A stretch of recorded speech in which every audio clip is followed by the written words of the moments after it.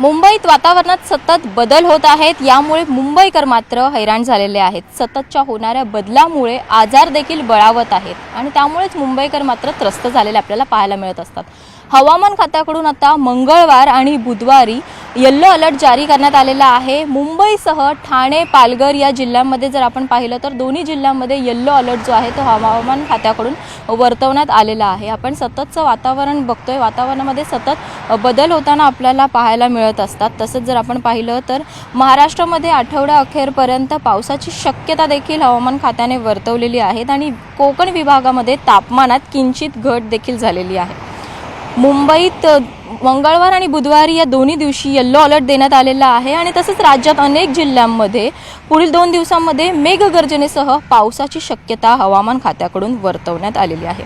वातावरणात येत्या 2 दिवसांमध्ये आर्द्रता आणखी वाढून तुरळक ठिकाणी विजांच्या कडकडाटासह हलका ते मध्यम पाऊस पडू शकतो असा अंदाज देखील हवामान विभागाने वर्तवला आहे।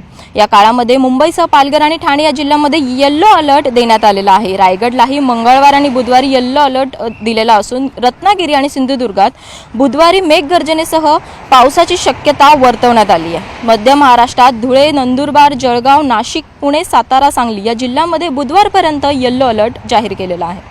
कोल्हापूर, सांगली आणि सोलापूरला गुरुवारी मेघगर्जनेसह पावसाची शक्यता वर्तवण्यात आली आहे। तसंच छत्रपती संभाजीनगर, बीड, जालना येथे 2 दिवस तर नांदेड, लातूर येथे देखील पावसाची शक्यता वर्तवण्यात आली। आपण पाहतोय की सतत वातावरणात बदल होत असतात आणि यामुळे आजार देखील मोठ्या प्रमाणावर वाढत असतात। कधी मुंबईकर गरमीने त्रस्त झालेले असतात तर कधी वातावरणात अचानक झालेल्या बदलामुळे आजार देखील बळावत असताना आपल्याला पाहायला मिळत असतात आणि अचानक तापमानात देखील वाढ होत असते। यामुळे उष्माघाताचे देखील प्रमाण वाढलेलं आपल्याला पाहायला मिळत असतं। तसंच आता हवामान खात्याने ज्याप्रमाणे सांगितलेलं आहे की येलो अलर्ट जारी केलेला आहे त्या अनुषंगाने मुंबई, ठाणे, पालघर या तिन्ही जिल्ह्यांना येलो अलर्ट हवामान खात्याकडून जारी करण्यात आलेला आहे।